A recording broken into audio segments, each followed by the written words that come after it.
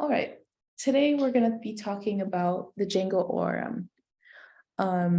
So recently we learned about Postgres and how we can make a database, we can store data in our database, and we also learned how to query that database to grab that data. So Postgres stores data in relational tables. But so far, what we've seen from Django is that we tend to work with objects a lot. So how do we translate the difference between the tables and the objects? This is where the ORM comes in. So ORM stands for Object Relational Mapping. So it's right in the name. It will give us a way to map our relational database data to objects,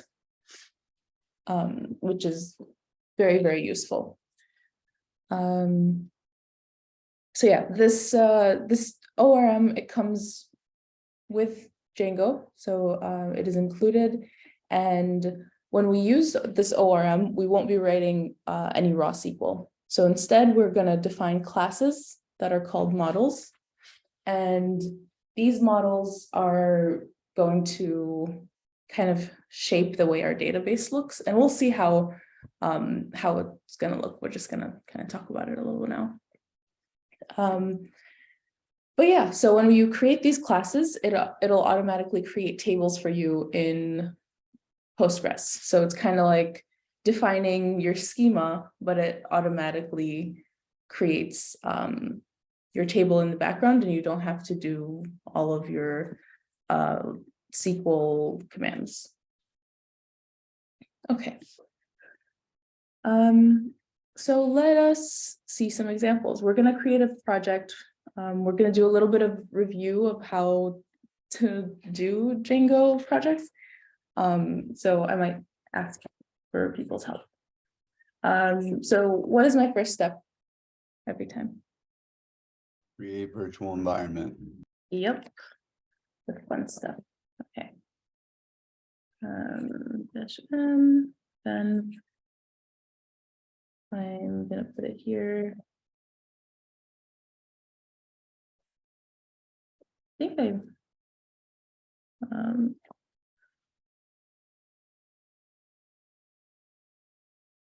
okay. I created one called school environment. We're going to be creating like a school project today to kind of build off of our relational database building that we did on Friday. All right, so I created it. I'm going to activate it then.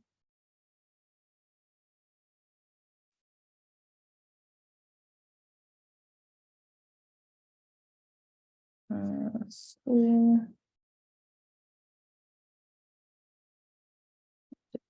Okay. So now that we have this on, what do we do?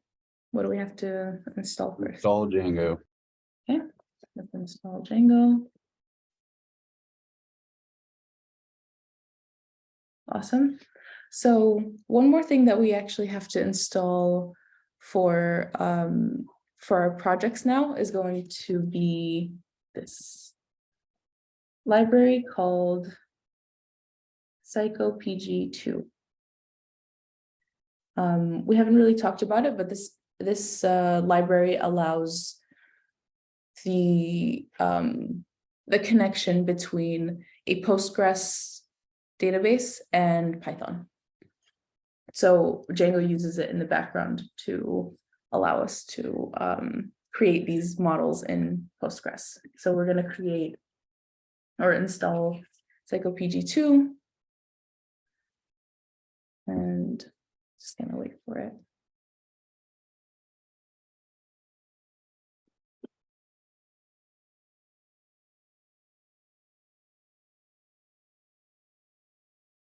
Okay, so that's installed. I am going to then create my Django project. So I'm going to start project. I'm gonna name this project school project.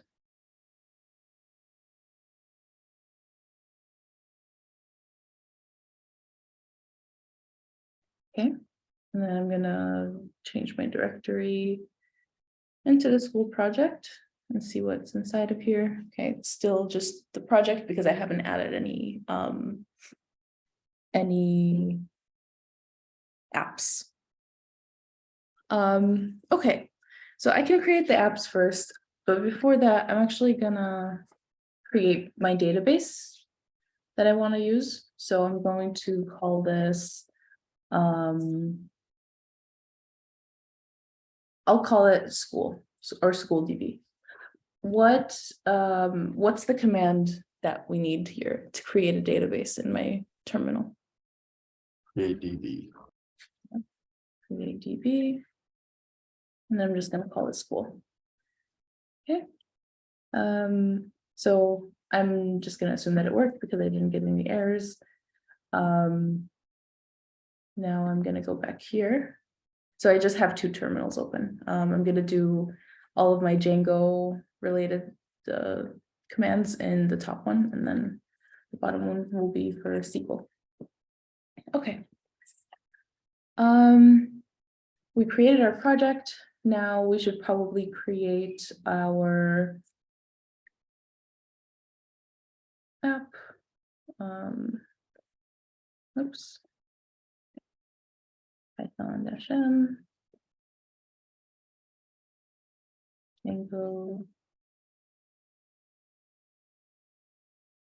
start app, and I'm just going to call this attendance app. Okay. And there it goes. Okay. So to be able to use Postgres, we are going to have to change some settings, actually just one. So we have to go into our project folder, our inner project folder. We're going to go into settings, and then we are going to do a few things. So first, we're going to add our app because we just created it. So attendance app over here. And then I'm going to scroll down all the way to where it says databases here. And so for the engine, I'm just going to change it from SQLite 3 to PostgreSQL. PostgreSQL. Okay. And then for the name of the database, I'm going to give it whatever name I created here. So I gave it the name school. So I'm going to say that the name is school. Okay. So that should be pretty much it for my settings. So now I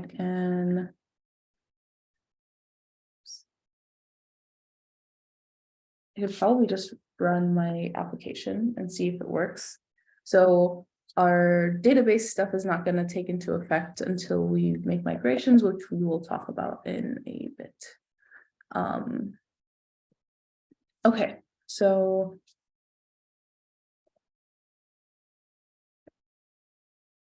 I'm just going to start.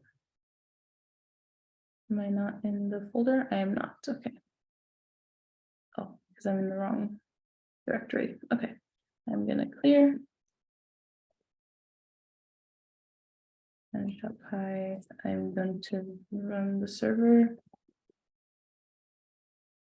No errors. We like seeing no errors. Okay, it worked. Okay, so let's just start creating like an index route. That's usually the first thing that I would like to create. So I'm going to copy this stuff. I'm going to create a urls.py inside of my app. Okay, so I have this. I'm going to make my base route be routed to a views.index function. And then from think it's dot import views.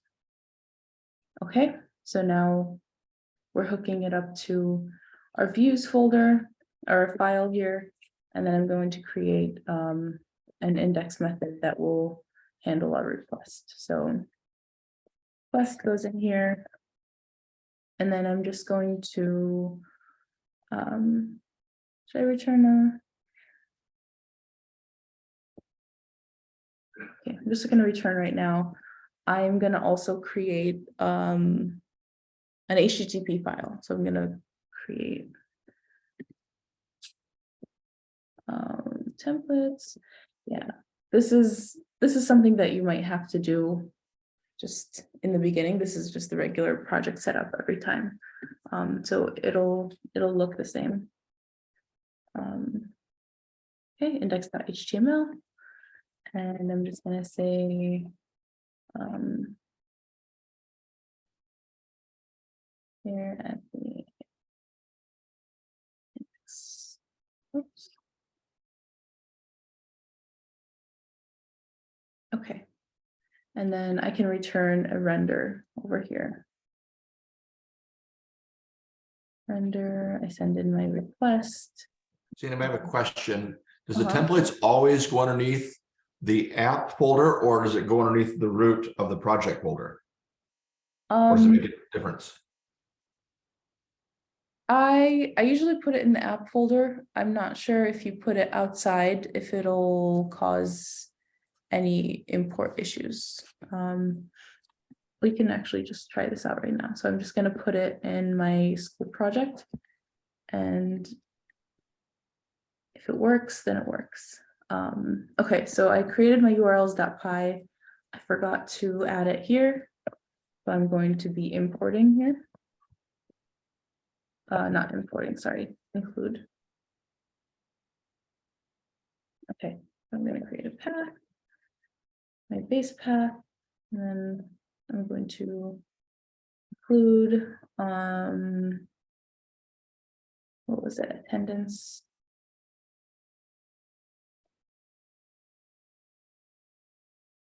Is it dot or slash? I think it's dot. It's dot. Dot, yep. Okay. Awesome. So my URLs, my app URLs should be now hooked up to my project URLs. I can close that file. My path is hooked up to my view, which then renders a page, which is called index.html, which I have created here. So we're going to test out if it actually reads it, if the template folder is outside. It does not. Yeah, template does not exist. Okay. So it is expecting it to be within the same directory as the views. So let me try now. I think I have to restart my, oops. Did you add the app to your settings? I did, yeah. Okay, sorry. No worries. Let me see. Yeah, install that. Did I misspell it?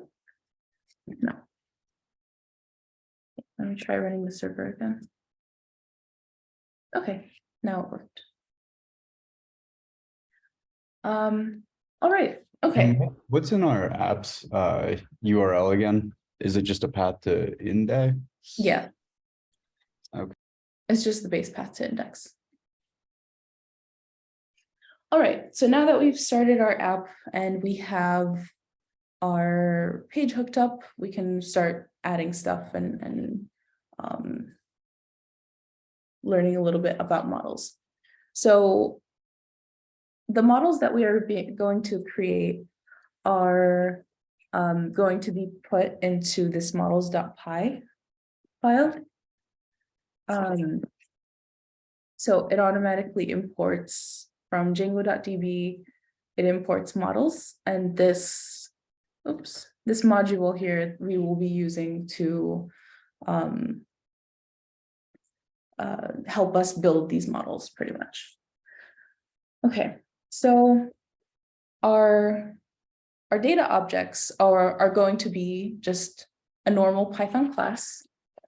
Okay, so I'm going to create a student here, and it's going to inherit from something.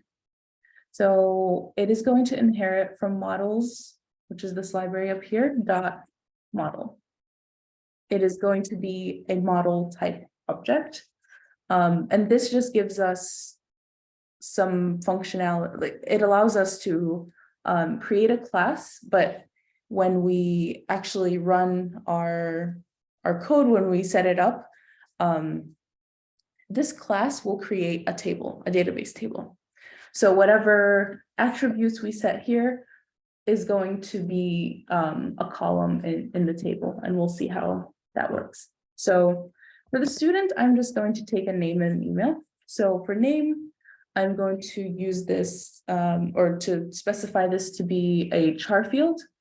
So there's a long list of data types that we can actually use. So models dot, and you should be able to see the different data fields that you have. So you have binary, you have Boolean, char field, which you'll tend to use for your strings. You have a date field, date time. There's integer, just the usual ones that you can think of, plus some more. So I'm going to make this a char field. And char field has one required attribute, which is max length. So you just have to set max length of that. So it's kind of like setting varchar equals something. So I'm going to use max length equals for a name, let's say 100. Okay. And then I'm going to also allow bringing in an email. So models dot char field, and I'm going to say max length is going to equal to also 100. Okay. So I just want to create one table that has student information, and the columns of those tables of that table is our name and then an email. So how do we actually create this table? How does this magic happen? Here? Okay. So we have to run a command. So Python manage.py. So we're invoking the main file that runs stuff for us. And then there's a command called make migrations. And we should be able to, when we hit enter, it says migrations for attendance app, and then it created a model called student. So after I ran this, there's now, if I open my migrations here, it has created one migration. And what it did is it generated all of this code that will then get interpreted into a SQL statement that creates a database table. So it automatically created an ID for me. I didn't have to specify it in my model here. And then name and then email. So we never want to change these migration files. The only thing you want to change is the models. So if I added another thing here, so let's say I wanted this to be first name and this to be last name.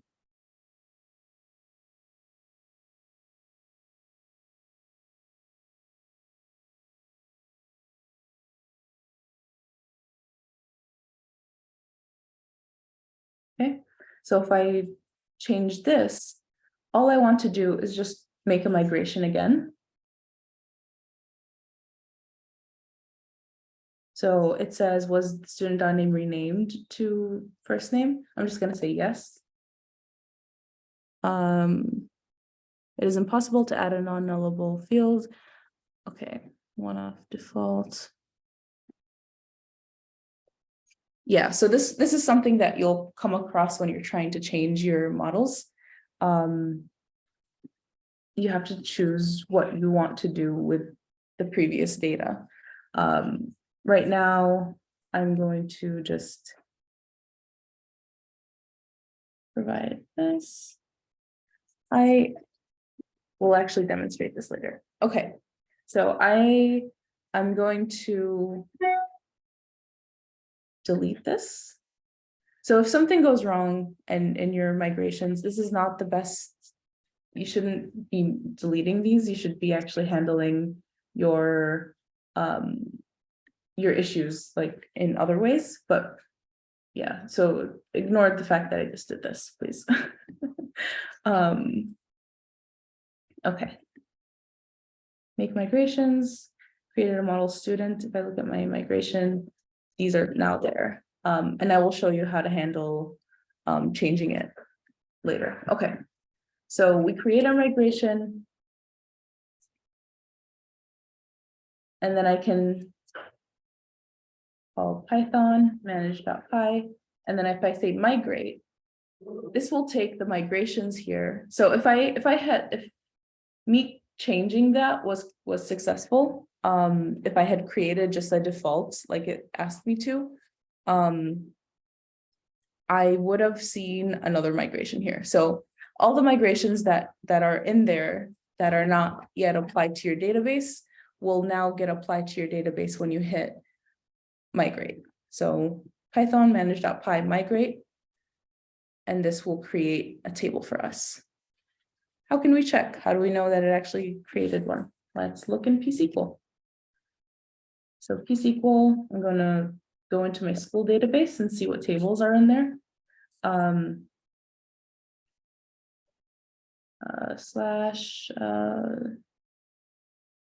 D, okay.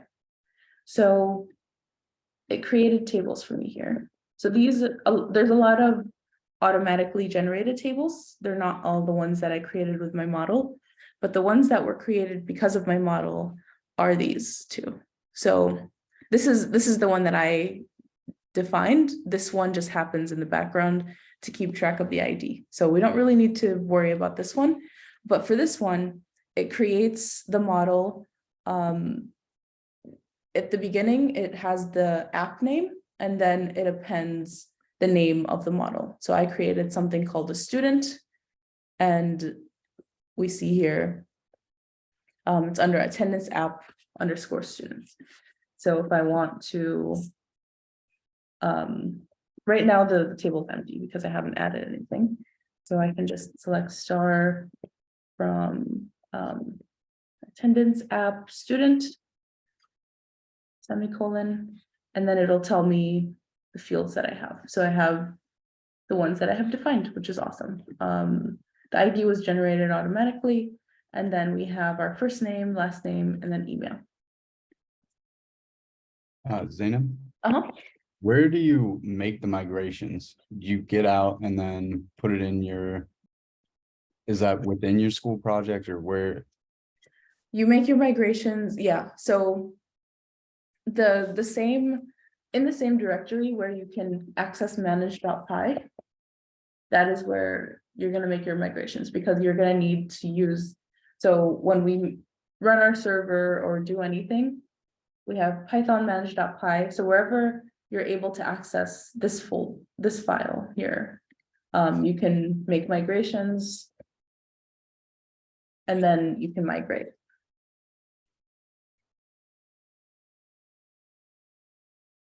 Questions? So making migrations creates an numbered initial.py file, is that right? Mm-hmm. Yeah, so the one after this won't be initial. So if I added a new one,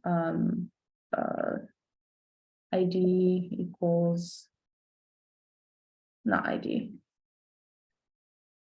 Do like locker number. Yeah. Battle locker number, and then I'm just going to choose this as an integer. I don't think I need anything for the integer field. You can also set default, I believe. I'll go back. Oops, I'll go back to that one. Okay. So if I do this command again, manage.py, make migrations. I'm going to. Okay, so I have to set it to be nullable. I forget the syntax for this one. Let me see. Django models nullable.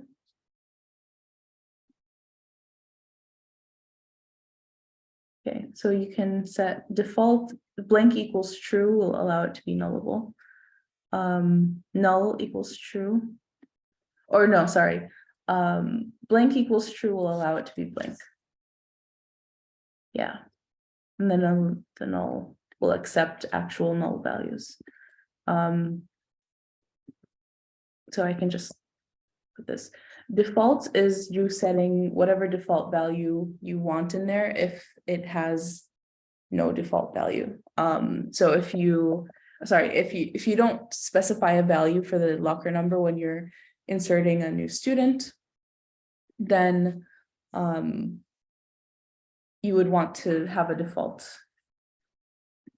Okay, I'm going to put this. I'm going to quit and manually specify it. Okay, so now I added this, so this should fix it. So the reason for this error is I'm trying to add a new field and it's anticipating that I already have records in my table. So it's saying, okay, so if I add this new field, what happens for all the other records? If I have a default none or like allowing blanks, then it can just put blanks for the other ones, or it can put nulls for the other ones. But if I'm not handling that use case, then it's going to cause an issue. That's why I'm getting this error here. It's saying that it's impossible to add a non-nullable field to the student without specifying a default. So I just have to specify a default value. That means if there are records that exist in the database right now in that table, if I'm adding this new column, what should I put for those existing fields? So if I make migrations now, awesome. So I was able to add a field called locker number to the student, and it showed up again here. So the namings are always different. So the first one is always initial, but then the second one and on will be based on what you do. I don't know how detailed it becomes, but What's in that second PY file that was just made? so in the second one here. So dependencies, I think it adds the last migration that was affected. So we don't want to run both of these migrations. We want to assume that this migration has already run, and then we're adding this stuff. Gotcha. So this is essentially just the Python code that's telling the database to add lines or add a record, or excuse me, a new column to the table. Yeah, exactly. So when I say, 1 sec, let me just clear my terminal. It's a little busy. So when I say Python manage.py migrate, it'll take this file and then it'll know what to do against the database. Right. So if you have multiple migration files and you run the migrate command, is it going to do them one after the other? It will, yeah. Okay. Yeah, exactly. So now if I hit migrate, it applied it, no errors, which is great. Now if I do the select, I see a new column here. Let me try deleting this locker number. I changed my mind, I don't want it anymore. Let's see what happens. So I have to go back here. I'm going to make migrations again. So Python.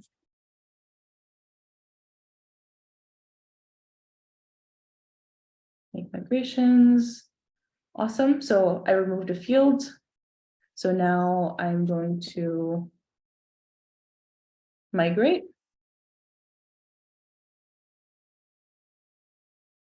And then I'm going to check.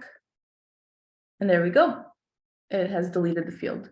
So you never want to play around with these migration folders, files, sorry. These files are being created for Django to know what to do against the database. So all the changes that you are going to do are going to be in your models.py, which is a pretty neat way to handle managing the database and changing around the schemas and stuff like that. So you don't have to deal with like the alter table statements and all that stuff. And every class is a table. Mm-hmm. Yeah. So this is just like, essentially the models.py file is replacing the .sql files we were making before, where we were creating the tables in that file. We're just doing it this way Yeah. instead. Pretty much, yeah. And you're That's creating it cool. as a class, and now we can actually just import this. We'll see how we'll do this. We'll import this into our views, and we would just say student dot like something dot get all, and it'll just get all of your records. Or there's like specific selectors that you can set, so you don't have to write your select statements, and you don't have to do joins and stuff like that. You'll do them in a more Python-y way, and kind of makes a little more sense sometimes. Yep. Eric had a question in chat about the serial primary keys. So can you go back to the migrations folder? I think we would see them in there, right? Yep. Yeah, here. And then show. So Eric, on line 17, So it automatically makes that line Mm-hmm. when So you do if make you want- migrations. Yeah, but if you do want to specify a certain field and you want to make sure that it's a primary key, there's a primary key attribute. So there's a lot of there's different attributes that are allowed, and that it's in the documentation, and we'll go through them. But yeah, so you can have primary key, you can have serialize. It's not serializing here, but I think like on the back end it does. So I'm not sure how. You could just set that value to true right here, though. And then when you push the migration, it'll just tell the database to make that the serial one. I should not, because this is my migration file. I should not change it. So if I want to specify an ID file, an ID here, and I want to make sure that it's serialized, then I'll do it over here. But I believe because it's auto created, it automatically serializes it. It automatically like generates it correctly. Then do you recommend us creating the ID fields as we're making migration files, or should we just let it automatically generate them? Let it automatically generate it. Okay. Mm-hmm. If you need like a specific type of ID, then you can create it, but this ID is sufficient, like more than sufficient. It does everything that it needs to do. Awesome. Yeah, Nick. Do migrations work with like data, like the files that apps add or remove data to the table so that it keeps like a running log like this? Is that? There aren't. So no, it's not for migrations. There is something called fixtures, which you'll see demonstrated later. Not today, probably tomorrow or the day after. Cool. But Django fixtures, it's basically you provide initial data for your model, and it's in the form of a JSON list. And there's just specific fields that you have to specify, and you can just run it with one command, and it'll load data into your database without having to load it one on one or one by one. Thank you. Mm-hmm. Other questions? Yes. So in your settings, did you make that database like that default database, or was that already there? I think I missed if you typed that up. Yeah. So I created the database in my shell, and then I said that that's the database that I want to use. So Okay, so the engine's already there. The engine was already there. I just changed, this was SQLite, that's the built-in one. So I just changed this part to be PostgreSQL. Okay. So here it was, yeah, here it was SQLite something. SQLite 3, I believe. Yeah, so when you're changing your information, you just have to change this part to be PostgreSQL, and then the name had like base path / something. You can just remove it and then put the name of the database that you have created already that you want to use. Okay, let's see how we can import this data actually. Yeah, I didn't really change anything here. Okay. Really quick, so when you ran into that, you know, saying that it wasn't able to add a non-nullable field, Mhm. what exactly did you set to the default? Like, Defaults where did you put that? in the field that I was trying to add. So if I'm adding, let me So that's for anything. Like mhm. if you tried to add last name and if it was giving that, you just put default. Yeah, default equals none or something like that, yeah. Or you can set a default if you want like a specific, like a default equals no or something like that. Yeah. Okay, I won't demonstrate it then. Okay, so let's play around with the data a little bit. Let's add some information. So I am going into my views.py. I'm going to say from, I think, dot import models. Okay. And let me see real quick. Actually, I'm gonna import student. So from dot models, so from my models, what is it called?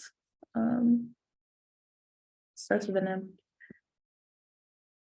You understand. From the models file, import module, that's the name. From the models module, import student. So students class, we've seen this type of import before. Okay, so let's say when I go to my index, I want to create a new student. So this is just for demonstration purposes. This is not usually the use case that you're going to be creating new students. So student dot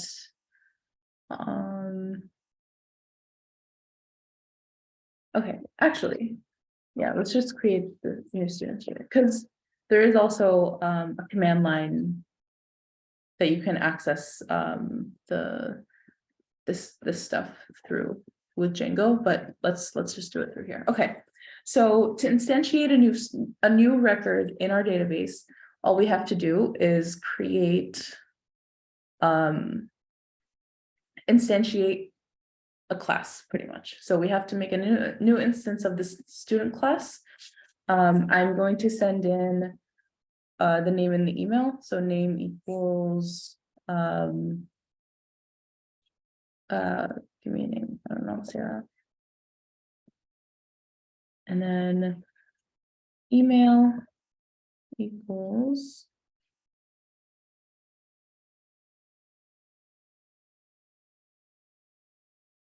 okay. These arguments have to match the same arguments in the migrations file, right? So wouldn't we need first name and last name? I do. I forgot that it was first name. Thank you. So first name and then last name. I would have gotten an error that would have said that. So thank you. Okay. So now I've instantiated a new instance of the student class. So I've created a student and I will just run student.save. And this will create the record into in my database. So let me make sure we don't have anything here. Okay. So our database is empty, or our database table is empty. And then we have our views. Let's say when I go to the index, I'm going to create this person. I am going to trigger that. I have to run my server first. That would help.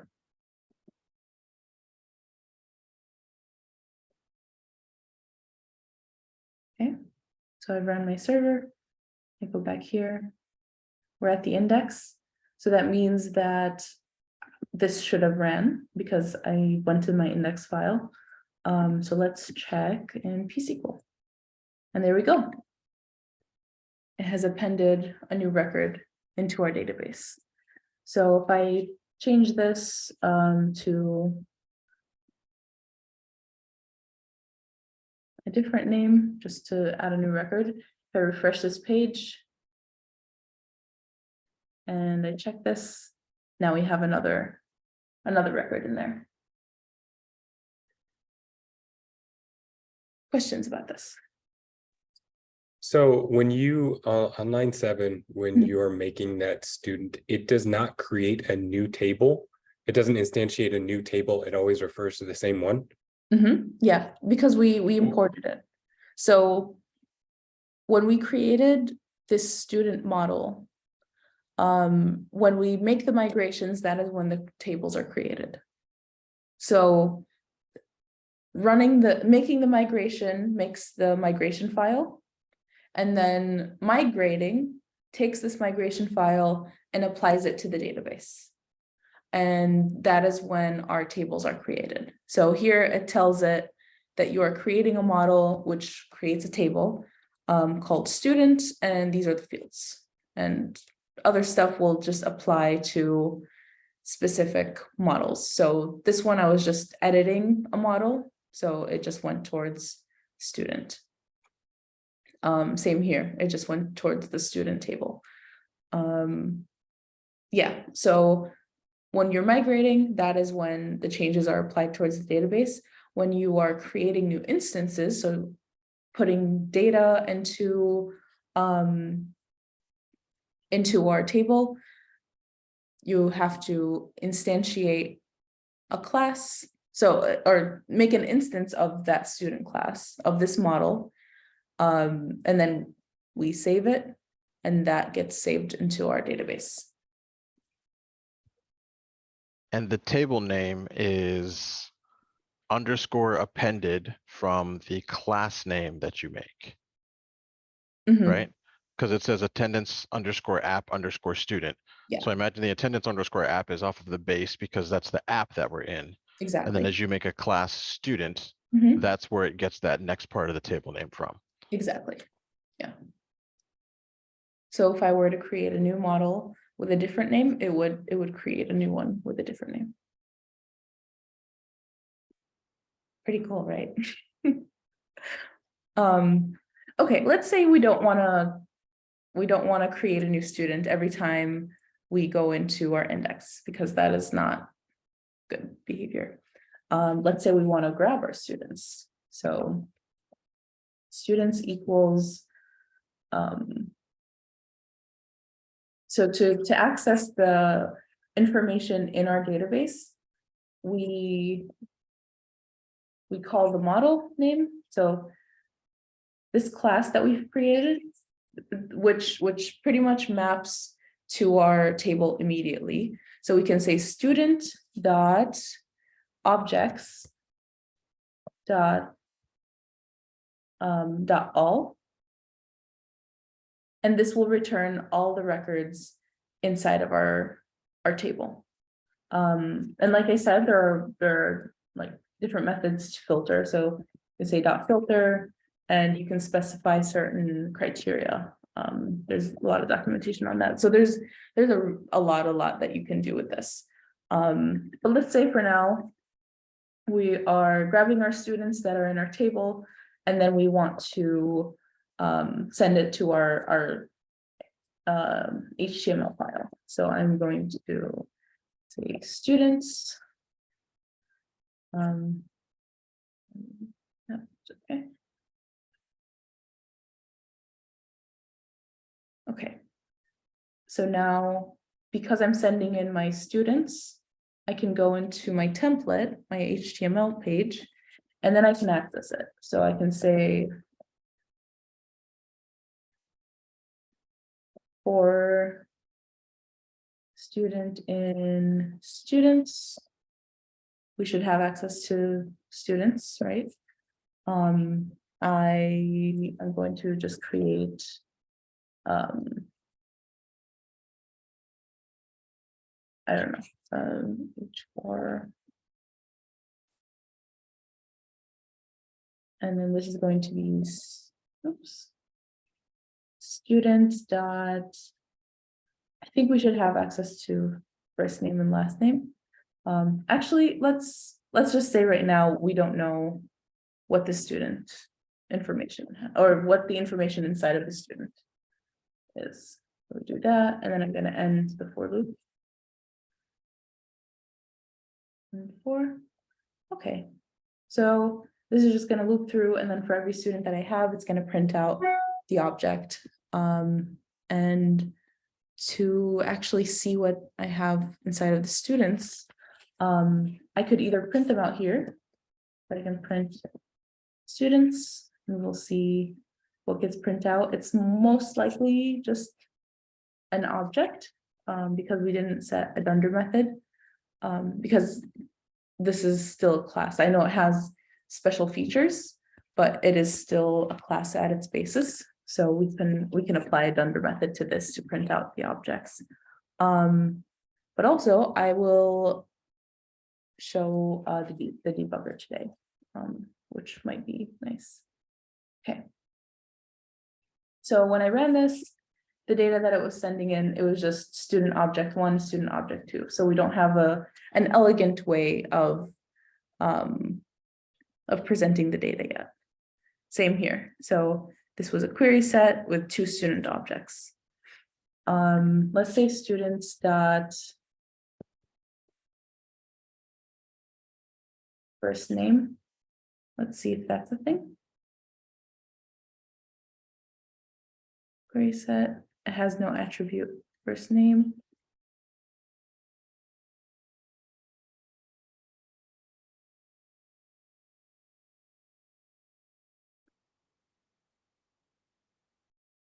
Okay.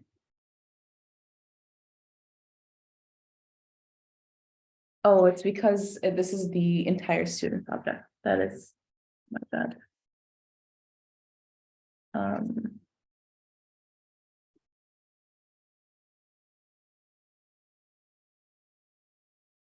Okay, so this is the second student object, first name. Okay, now we can have access to it because I was trying to access the attribute for the entire list of students, which did not make sense.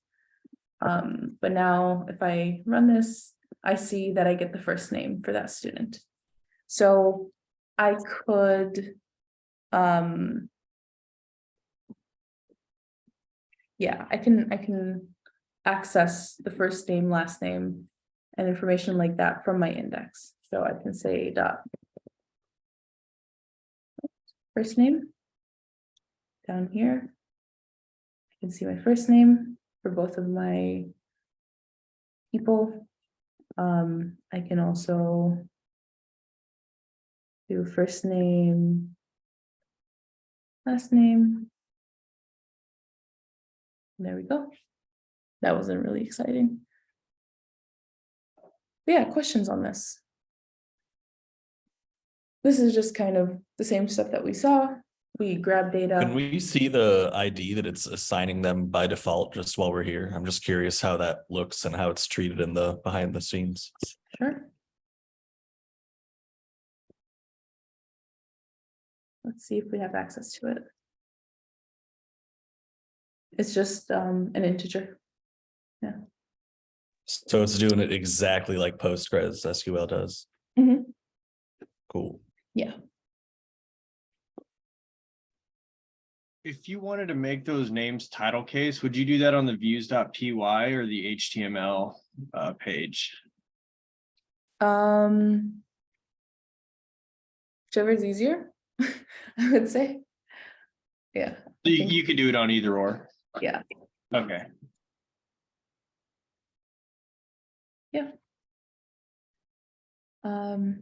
Other questions? Can you show how to delete a row? To delete what? A row? Yeah, a row in the table. Yeah, so that will be specific. We have to first grab the information.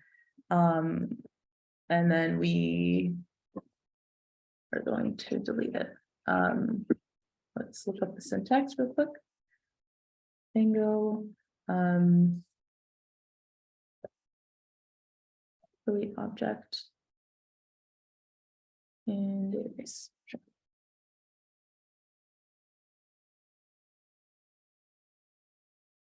So we filter by ID or whatever we're trying to grab, and then we just say dot delete. Or we can grab the instance, so these two will do the same. So we can grab an instance by the ID, and then we can delete it. But it'll do the same. So let's say if I want to delete my first one, I am going to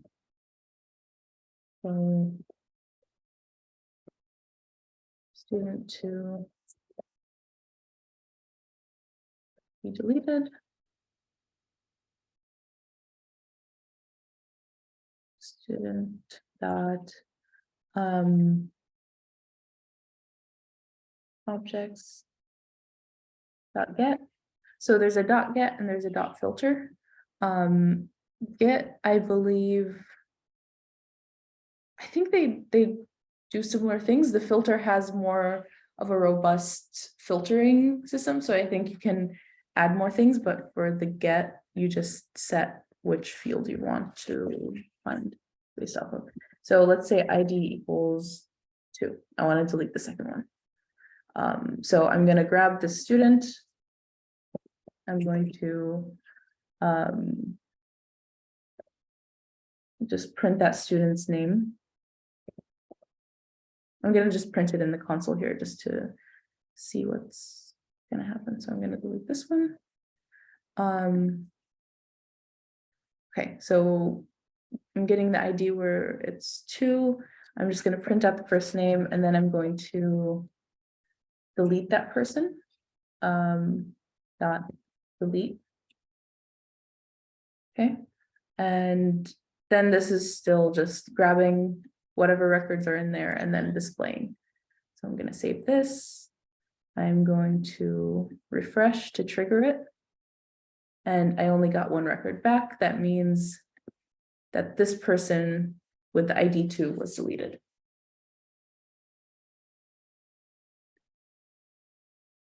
Okay, I'm gonna copy out or comment out this information. Okay, so that is just kind of the introduction to how we grab the information. Let's say we want to, we have a form on our page that adds students. So let's make that. We can first create a method that handles that request. So let's say this one is called add student. And then we'll create a URL and stuff like that for it. So add student and start with the request.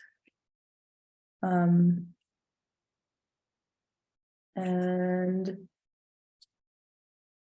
what should we do?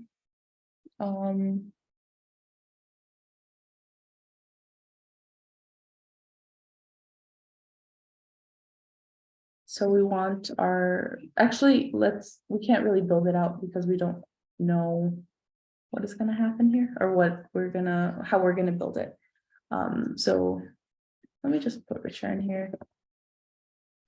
Actually, yeah, before we go onto this, any questions about just creating new instances and just grabbing the information?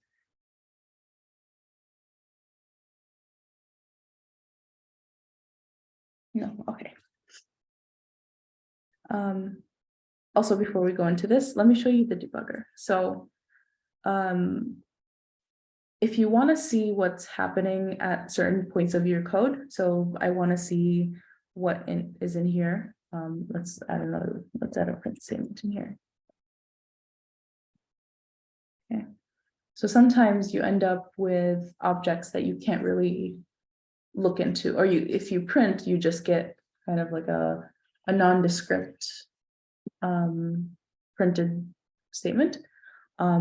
So to debug something, you set a breakpoint. So if you set a breakpoint when your code is running, when it hits that breakpoint, it will stop when your debugger runs.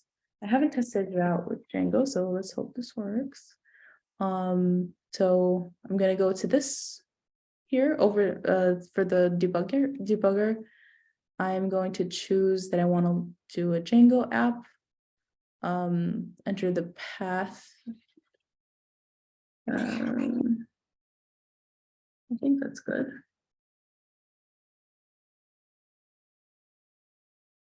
Was it? No, it did not find my manage.py. Okay, so let me run it again. Oh.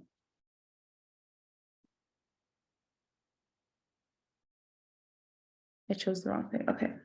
So it's going to be, my workspace folder is just whatever folder I'm in up here. And then I'm going to be in /school project /manage.py. So just have to get to manage.py over here. So I'm going to hit enter. I think everything's good. Okay. So I'm just going to run it.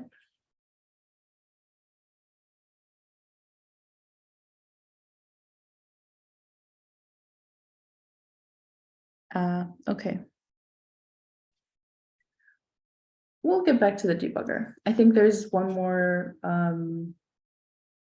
configuration thing that I have to do to set this up.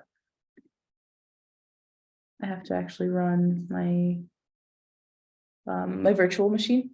So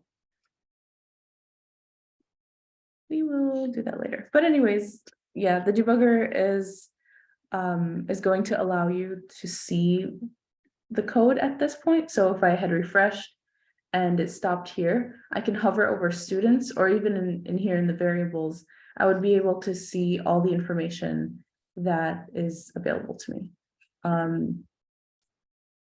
Let me actually try activating my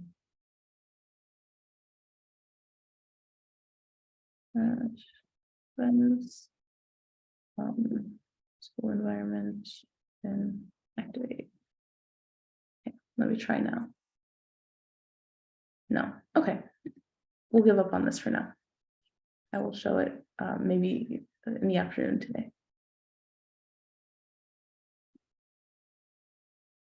Okay. So here we have our index where we are displaying the information. Let's add something that allows us to add a student. So I'm just gonna say, I'm gonna put a div here. Actually, what time is it? Let's take a little break actually, and then we'll get back to this. Sorry for the scatteredness. One sec.